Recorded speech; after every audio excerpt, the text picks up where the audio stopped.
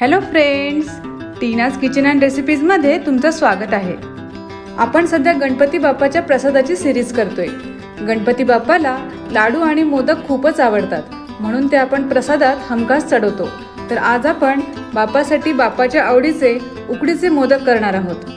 आज आपण उकड न काढता, कळ्या न पाडता अगदी सुंदर, सुबक, पांढरे शुभ्र असे उकडीचे मोदक कसे करायचे ते बघणार आहोत.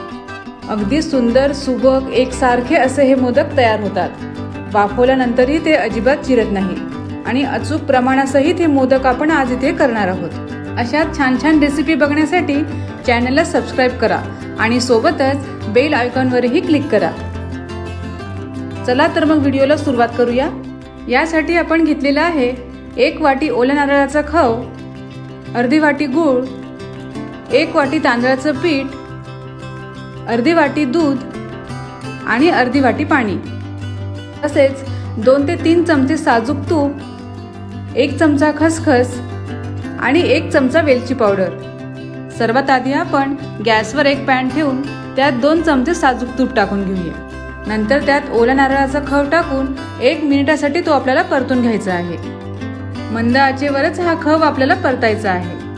नंतर लगेचच त्यात हा गूळ टाकून 7 ते 8 मिनिटासाठी तो आपल्याला परतून घ्यायचा आहे.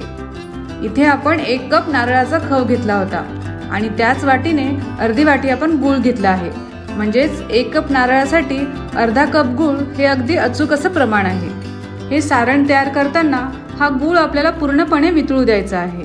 याला आपल्याला जास्त पण असं कोरडं होऊ द्यायचं नाहीये, नाहीतर हे सारण चिक्कीसारखं तयार होईल. उकडीचे मोदक करताना बऱ्याच लोकांना भीती वाटते, कारण ते लवकर चिरतात. पण जर या पद्धतीने तुम्ही जर ते केले तर कितीही थंड झाले तरीही ते चिरणार नाही. आता त्यात आपण ही खसखस टाकून 1 ते 2 मिनिटे ते आपण परतून घेणार आहोत. खसखसमुळे या मोदकाच्या चवीत आणखी भर पडते आणि ते खूपच अप्रतिम असे लागतात. आता हे सारण आपलं इथे व्यवस्थितपणे असं तयार झालं आहे.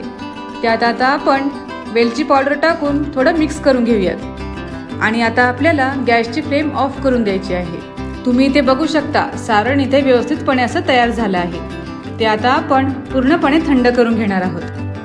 आता एका भांड्यात आपण पाणी, दूध आणि 1 चमचा तूप टाकणार आहोत.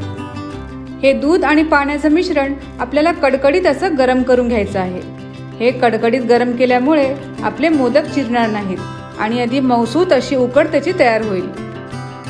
आता एका खोलगट भांड्यात आपण हे तांदळाचं पीठ घेणार आहोत आणि त्यात थोडं चिमूटभर असं मीठ टाकायचं आहे आणि त्यावर हे गरम केलेलं दूध आणि पाण्याचं मिश्रण पूर्णपणे टाकून घ्यायचं आहे आणि एका चमच्याच्या साहाय्याने ते आपण थोडं असं मिक्स करून घेणार आहोत. आणि या मिश्रणावर आपण झाकण ठेवून 15 मिनिटासाठी ते रेस्ट करायला ठेवणार आहोत. म्हणजे त्या वाफेत पूर्णपणे हे पीठ मुरून जाईल. 15 मिनिटानंतर झाकण काढून हे आपण थोडं असं पुन्हा मिक्स करून घेणार आहोत. नंतर एका मोठ्या परातीमध्ये हे पीठ आपल्याला टाकून घ्यायचं आहे. आधी एका तांब्याच्या साहाय्याने आपण त्याला पूर्ण असं स्मॅश करून घेणार आहोत, कारण आणखी पण हे पीठ थोडं गरम असल्यामुळे त्याचा हाताला चटका लागू शकतो. त्यामुळे आधी थोडं या पद्धतीने आपण ते मिक्स करायचं आहे.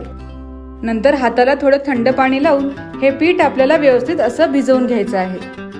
पूर्ण सैलसर होईपर्यंत हे पीठ आपल्याला भिजवून घ्यायचं आहे, कारण हे पीठ सैलसर असेल तरच आपले मोदक व्यवस्थितपणे असे तयार होतील आणि ते फुटणारही नाहीत. नंतर त्याला वरून थोडं साजूक तूप लावून पूर्ण असं फिरवून घ्यायचं आहे.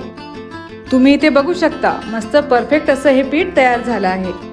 हे पीठ आपलं परफेक्ट आहे की नाही हे बघण्यासाठी आपण त्याची अशी पारी करून बघायची आहे. ती जर चिरली नाही तर आपलं प्रमाण हे परफेक्ट आहे असं समजावं. तुम्ही बघू शकता, कुठेच ही पारी चिरलेली नाहीये, म्हणजेच आपली मोदकाची उकड ही एकदम परफेक्ट आहे. नंतर या पिठाचा आपण गोळा करून त्यावर आपल्याला एक सुती कपडा थोडा ओला करून टाकायचा आहे, म्हणजे त्यावर पापडी येणार नाही. आता हे मोदक वाफवण्यासाठी आपण एका पातेल्यात पाणी उकळायला ठेवणार आहोत. मस्त मऊसूत अशी ही उकड आपली झालेली आहे. आता एका मोदकाच्या साच्याला आपण थोडं साजूक तूप लावून घेऊयात आणि या उकडीचा पेढ्यापेक्षा थोडा मोठा गोळा काढायचा आहे आणि त्याला हाताने पुन्हा थोडासा सैलसर करून घ्यायचा आहे. आणि हा गोळा आता या साच्यामध्ये टाकून त्याला आतमध्ये पूर्ण असा व्यवस्थितपणे दाबून घ्यायचा आहे. साच्याच्या वर ही उकड येईल इतका हा गोळा आपला असायला पाहिजे. आणि हे व्यवस्थित असं दाबून झाल्यानंतर त्यात हा छोटा सारणाचा गोळा टाकून त्याचं तोंड बंद करायचं आहे आणि थोडं एक्स्ट्रा उकट जर वाटत असेल तर ती आपल्याला काढून पूर्ण सपाट असं दाबून घ्यायचं आहे, जेणेकरून ते वाफवताना फुटणार नाहीत. आणि असं हळूवारपणे साचा ओपन करून हा मोदक आपल्याला काढून घ्यायचा आहे. तुम्ही इथे बघू शकता आपल्या मोदकाला किती मस्त असा आकार आलेला आहे. हा मोदक ठेवून या प्रकारे आपल्याला सर्व मोदक करून घ्यायचे आहेत. सर्व मोदक आपले इथे तयार झाले आहेत. मस्त एकसारखे असे हे मोदक आपण इथे तयार करून घेतले आहेत. तुम्ही इथे बघू शकता मस्त सुबक, सुंदर आणि पांढरे शुभ्र असे मोदक आपण इथे तयार करून घेतले आहेत. आता हे मोदक आपण वाफवून घेणार आहोत. त्यासाठी एका चाळणीवर केळीचे पान ठेवून त्याला थोडं साजूक तूप लावून घ्यायचं आहे. केळीच्या पानावर ठेवल्यामुळे त्याचा जो हलकासा सुगंध असतो तोही या मोदकाला लागतो, म्हणून शक्यतो यासाठी केळीचं पान वापरायचं आहे. आता हे पाणी व्यवस्थित असं उकळलं आहे. त्यावर आपण ही चाळणी ठेवून त्यावर एक एक करून हे सर्व मोदक आपल्याला ठेवून घ्यायचे आहेत आणि त्यावर झाकण ठेवून मध्यम आचेवर 15 मिनिटासाठी ते आपण वाफवून घेणार आहोत. आपण इथे जितकं प्रमाण घेतलं आहे ते 11 मोदकांसाठी अचूक असं प्रमाण आहे. 15 मिनिटे आता झालेली आहे. बघता क्षणी खावंसं वाटेल असे हे मोदक इथे वाफवून झाले आहेत. बाप्पाच्या आवडीचा प्रसाद म्हणजेच उकडीचे मोदक इथे तयार झाले आहेत. तर यावेळेस या गणपतीला ही रेसिपी तुम्ही नक्की ट्राय करून बघा. व्हिडिओ आवडला तर लाईक, कमेंट आणि शेअर करायला विसरू नका. आणि हो, चॅनलला आणखी पण सबस्क्राईब केलं नसेल तर प्लीज सबस्क्राईब करा.